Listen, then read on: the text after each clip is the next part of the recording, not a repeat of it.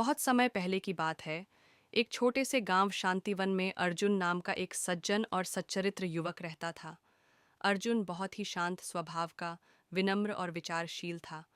वह जीवन की छोटी छोटी बातों पर गहराई से सोचता और चिंतन करता। उसे हमेशा यह बात खटकती थी कि सच्चे और अच्छे लोग ही क्यों संघर्ष और तकलीफों में जीते हैं, जबकि पाखंडी, लालची और झूठे लोग धन और वैभव में मस्त रहते हैं। उसका यह प्रश्न गहराई तक उसकी आत्मा में बैठ गया था। कुछ समय बाद उसी गांव में एक प्रसिद्ध संत महानंद जी का आगमन हुआ। लोग कहते थे कि उनके पास जीवन के हर प्रश्न का उत्तर है। अर्जुन ने निश्चय किया कि वह अपनी उलझन लेकर उनके पास जाएगा। अगले दिन वह विनम्रता से उनके चरणों में झुका और कहा, गुरुदेव, एक प्रश्न मेरे मन को बहुत दिनों से व्यथित कर रहा है। ईमानदार, दयालु और परोपकारी लोगों को ही क्यों अधिक दुख झेलने पड़ते हैं, जबकि जो लोग स्वार्थी, धोखेबाज और पापी होते हैं, वे अक्सर ऐशो आराम में रहते हैं। संत महानंद जी मुस्कुराए और बोले, बेटा अर्जुन, तुम्हारा प्रश्न अत्यंत गूढ़ है, लेकिन मैं तुम्हें एक प्राचीन कथा सुनाता हूँ, जिससे तुम्हें शायद उत्तर मिल जाए। फिर उन्होंने एक कथा आरंभ की। बहुत समय पहले प्रयागपुर नाम के नगर में एक विधवा स्त्री माया देवी रहती थी। उसकी 3 बेटियां थीं, अंजलि, दीपा और कविता। पति के निधन के बाद वह अकेली इन तीनों बेटियों की परवरिश कर रही थी। दुख और कठिनाइयों से उसका जीवन भरा पड़ा था। एक दिन जब उसका अंतिम समय निकट आया, तो यमराज ने अपने दूत चित्रपाल को भेजा कि वह माया देवी के प्राण ले आए। जब चित्रपाल वहां पहुंचे तो उन्होंने देखा कि माया देवी की बेटियां उसकी गोद में सिर रखकर बिलख रही हैं। यह दृश्य देखकर चित्रपाल का हृदय द्रवित हो गया।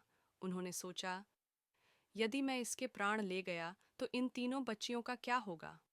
उन्होंने निर्णय लिया कि वे प्राण लिए बिना यमलोक लौट जाएंगे। जब वे लौटे, यमराज ने पूछा, तुम बिना प्राण लिए क्यों लौटे?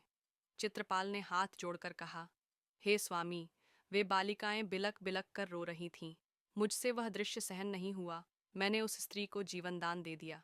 यमराज क्रोधित हुए और बोले, तुमने सृष्टि के नियम तोड़े हैं, अब तुम्हें दंड भुगतना होगा। तुम्हें मनुष्य रूप में पृथ्वी पर जन्म लेना होगा। जब तुम 3 बार अपनी मूर्खता पर हंस लोगे, तभी तुम्हारा उद्धार होगा। चित्रपाल नग्न अवस्था में सड़क किनारे पड़े थे। तभी वहां से एक गरीब कुम्हार रामबीर गुजर रहा था। उसने ठंड में कांपते चित्रपाल को देखा और अपने बच्चों के लिए खरीदे वस्त्रों को उनके लिए दे दिए। चित्रपाल को अपने घर ले गया। पत्नी सुनीता यह देखकर क्रोधित हो गई कि वह बच्चों के कपड़ों की जगह एक अजनबी को घर ले आया। वह झगड़ने लगी, लेकिन रामबीर शांत रहा। चित्रपाल यह दृश्य देखकर जोर से हंस पड़े। यह था पहला हंसना। चित्रपाल ने रामबीर के साथ मिट्टी के बर्तन बनाना शुरू कर दिया। एक दिन राजा के सैनिक ने उन्हें एक खास प्रकार की मिट्टी दी और कहा, राजा के लिए इससे राजकुलीन कलश बनाना है।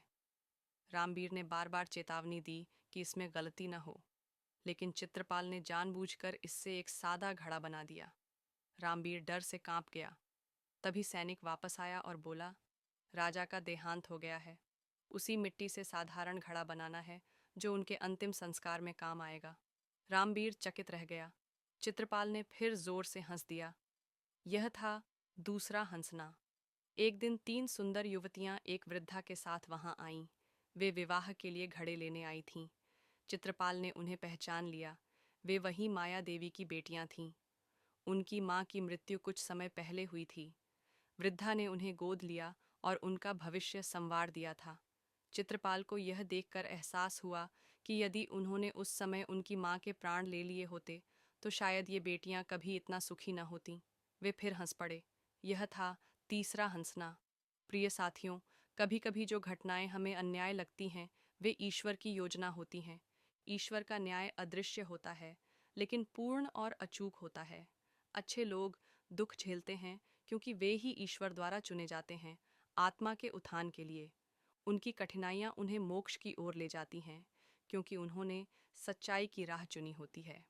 तो मित्रों, आपको यह प्रेरक कहानी कैसी लगी? कृपया हमें कमेंट करके ज़रूर बताएं। यदि आपको यह कथा ज्ञानवर्धक लगी हो, तो इसे लाइक, शेयर और सब्सक्राइब ज़रूर करें। यहाँ आपको हर सप्ताह मिलेंगी ऐसी ही दिल को छू जाने वाली, जीवन बदल देने वाली कहानियाँ। फिर मिलते हैं एक नई प्रेरक कथा के साथ। तब तक के लिए अपना और अपनों का ध्यान रखें।